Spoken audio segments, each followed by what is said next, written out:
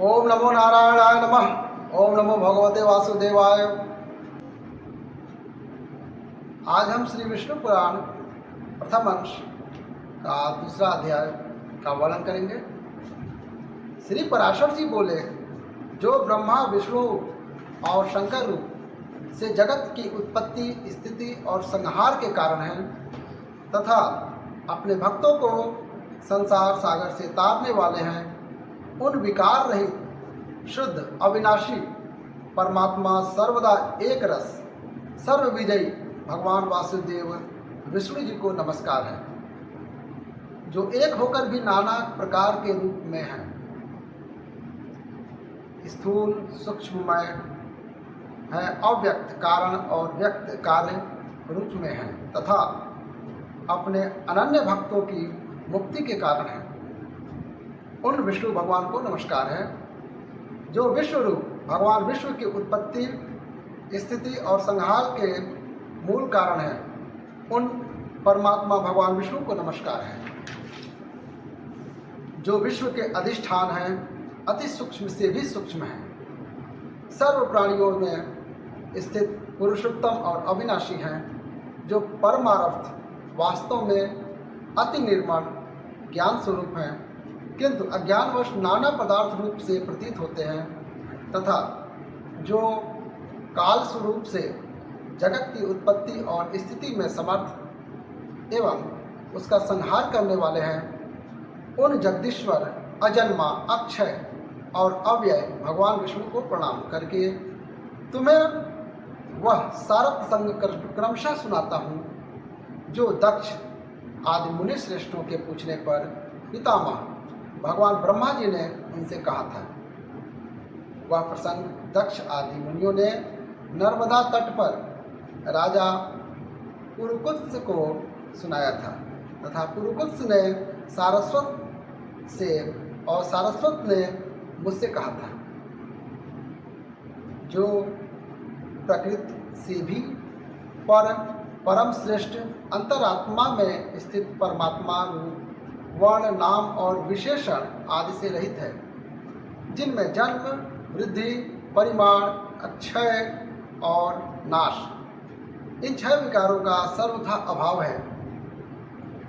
जिसको सर्वदा केवल है इतना ही कह सकते हैं तथा जिनके लिए यह प्रसिद्ध है वे सर्वत्र हैं और उनमें समस्त विश्व बसा हुआ है। इसलिए ही विद्वान, जिसको वासुदेव कहते हैं, वही नित्य, अजन्मा, अक्षय, अव्यय, एक रस और हेय गुणों के अभाव के कारण निर्मल पर ब्रह्म है। वही इन सब व्यक्त कार्य और अव्यक्त कारण जगत के रूप से तथा इनके साक्षी पुरुष और महाकारण काल के रूप से स्थित है। हे द्विज, पर ब्रह्म का प्रथम रूप पुरुष है, अव्यक्त प्रकृति और व्यक्त महादादि उसके अन्य रूप हैं तथा सबको शोभित करने वाला होने वाला काल उसका परम रूप है। इस प्रकार जो प्रधान पुरुष, व्यक्त और काल इन चारों से परे है तथा जिसे पंडित जन ही देख पाते हैं, वही भगवान विष्णु का परम पद है। प्रधान पुरुष, व्यक्त और काल ये भगवान विष्णु के रूप पृथक पृथक संसार की उत्पत्ति, पालन और संहार के प्रकाश तथा उत्पादन में कारण है। भगवान विष्णु जो व्यक्त, अव्यक्त, पुरुष और काल रूप में स्थित, विष्णु जो व्यक्त, अव्यक्त, पुरुष और काल रूप में स्थित होते हैं, इसे उनकी बालवत क्रीड़ा ही समझो। उनमें से अव्यक्त कारण जो सदस्वरूप, ससद्रूप कारण, शक्ति विशिष्ट और नित्य सदा एक रस हैं, श्रेष्ठ मुनिजन प्रधान और सूक्ष्म प्रकृति कहते हैं। वह क्षय रहित है, उसका कोई अन्य आधार भी नहीं है तथा अप्रमेय, अजर, निश्चल, शब्द, स्पर्श आदि शून्य तथा रूपादि रहित है। वह त्रिगुणमय और जगत का कारण है तथा स्वयं अनादि और उत्पत्ति और लय से रहित है। यह संपूर्ण प्रपंच प्रलय काल से लेकर सृष्टि के आदि तक उसी से व्याप्त है। हे विद्वान, श्रुति के मर्म को जानने वाले श्रुति परायण ब्रह्मावेता महात्मागण इसी अर्थ को लक्ष्य करके प्रधान के प्रतिपादक इस निम्नलिखित श्लोक को कहा करते हैं।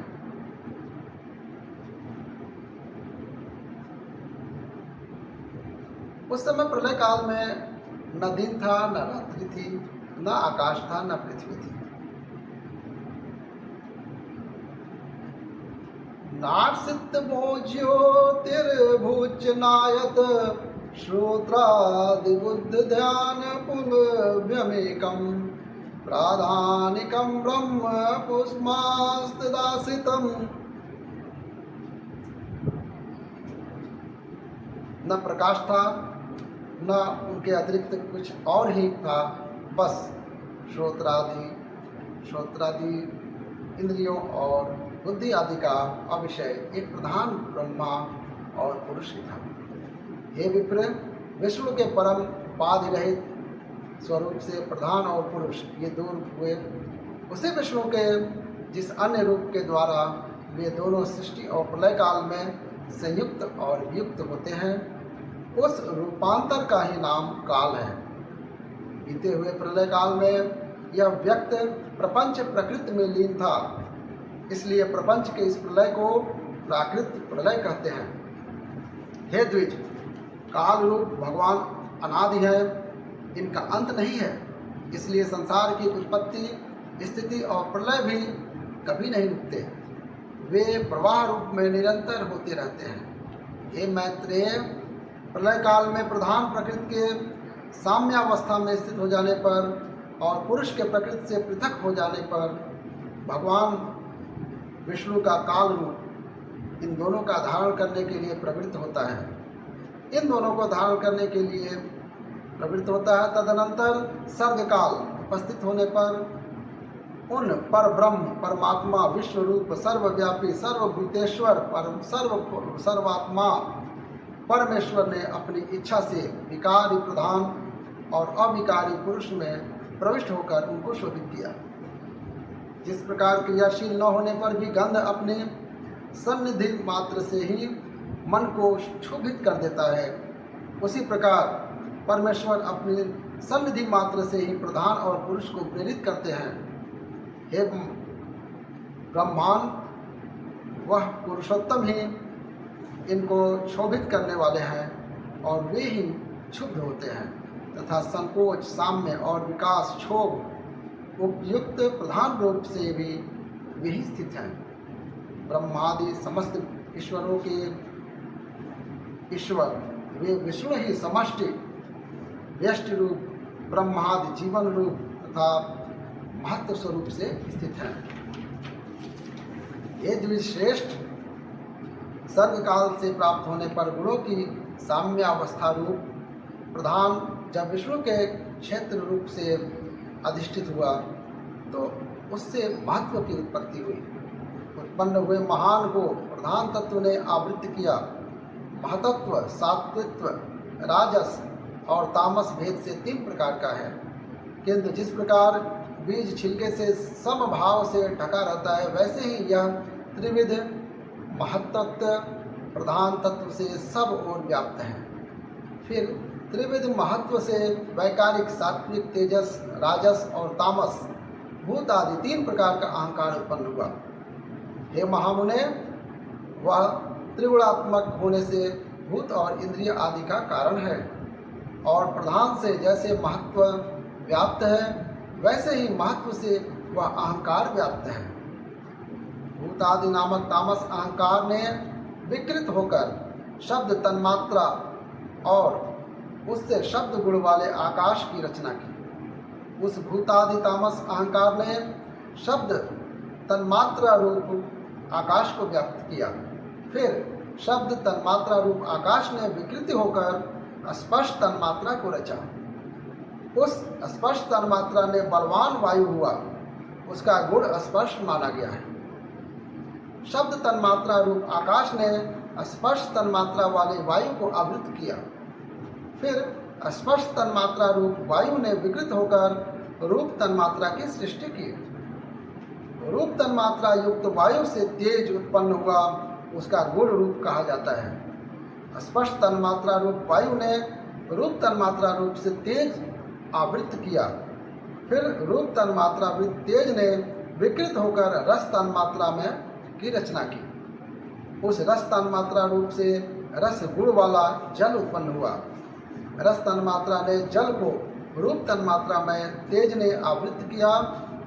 रस तन्मात्रा रूप जल ने विकार को प्राप्त कर होकर गंध तन्मात्रा की सृष्टि की।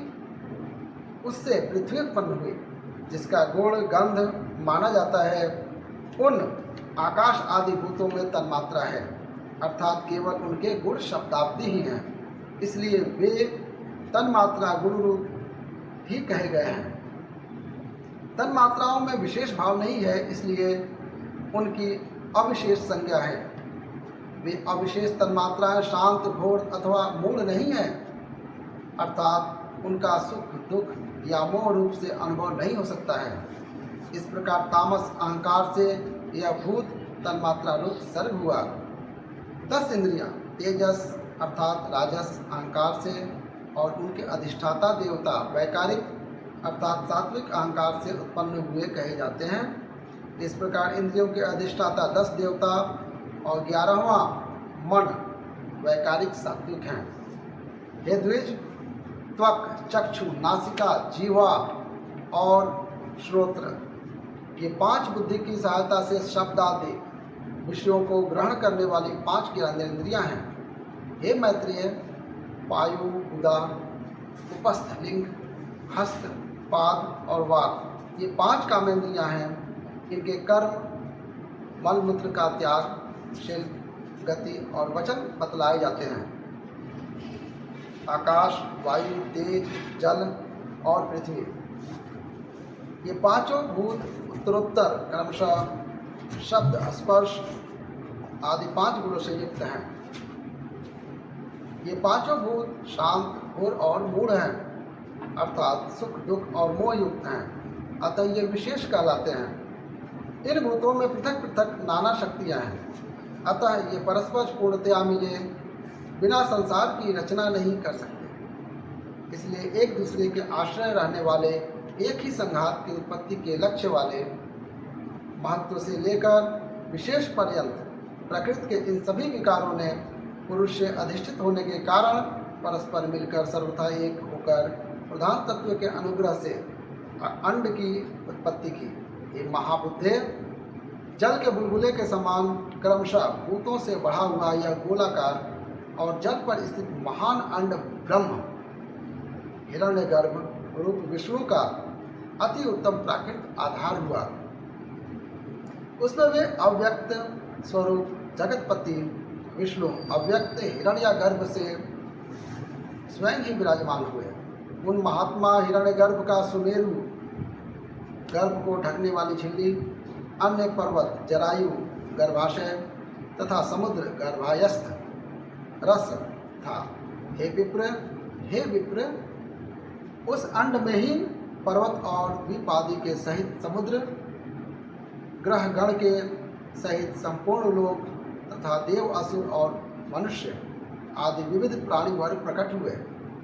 वह अंड पूर्व की अपेक्षा 10-10 गुण अधिक जल, अग्नि, वायु, आकाश और भूत आदि अर्थात तामस अहंकार से आवृत्त हैं तथा भूत आदि महत्व से घिरा हुआ है, और इन सब के सहित वह महतत्व भी अव्यक्त प्रधान से आवृत्त है। इस प्रकार जैसे नारियल के फल का भीतरी बीज बाहर से कितने ही छिलकों से ढका हुआ रहता है, वैसे ही यह अंड इन 7 प्राकृत आवरणों से घिरा रहता है। उसमें स्थित हुए स्वयं विश्वेश्वर भगवान विष्णु ब्रह्मा होकर रजोगुण का आश्रय लेकर इस संसार की रचना में प्रवृत्त होते हैं तथा रचना के हो जाने पर सत्वगुण विशिष्ट अतुल पराक्रमी भगवान विष्णु उसका कल्पांत पर्यंत युग युग में पालन करते हैं। हे मैत्रेय, फिर कल्प का अंत होने पर अति दारुण तमः प्रधान रुद्र रूप धारण कर वे जनार्दन विष्णु ही समस्त भूतों का भक्षण कर लेते हैं। इस प्रकार समस्त भूतों का भक्षण कर संसार को जलमय करके वे परमेश्वर शेष शैया पर शयन करते रहते हैं। जगने पर ब्रह्मा रूप होकर वे फिर जगत की रचना करते हैं। वह एक ही भगवान जनार्दन जगत की सृष्टि, स्थिति और संहार के लिए ब्रह्मा, विष्णु और शिव इन तीनों संज्ञाओं को धारण करते हैं। हे प्रभु, विश्व ब्रह्मा होकर अपनी सृष्टि करते हैं, पालक विष्णु होकर बाल्य रूप अपना ही पालन करते हैं और अंत में स्वयं ही संहारक शिव तथा स्वयं ही उपसंहत लीन होते हैं। पृथ्वी, जल, तेज, वायु और आकाश तथा समस्त इंद्रियां और अंतःकरण आदि जितना जगत में है सब पुरुष रूप हैं। और क्योंकि वह अव्यय विष्णु ही विश्व रूप में सब भूतों के अंतरात्मा हैं, इसलिए ब्रह्मादि प्राणियों में स्थित सर्गादिक भी उन्हीं के उपकारक हैं। अर्थात जिस प्रकार ऋत्विजों द्वारा किया हुआ हवन यजमान का उपकारक होता है, उसी तरह परमात्मा के रचे हुए समस्त प्राणियों द्वारा होने वाली सृष्टि भी उन्हीं की उपकारक हैं। वे सर्वस्वरूप, श्रेष्ठ, वरदायक और वरेण्य, प्रार्थना के योग्य भगवान विष्णु ही ब्रह्मा आदि अव्यवस्थाओं द्वारा रचने वाले हैं। वे ही रचे जाते हैं, वे ही पालते हैं, वे ही पालित होते हैं तथा वे ही संहार करते हैं और स्वयं ही संहृत होते हैं।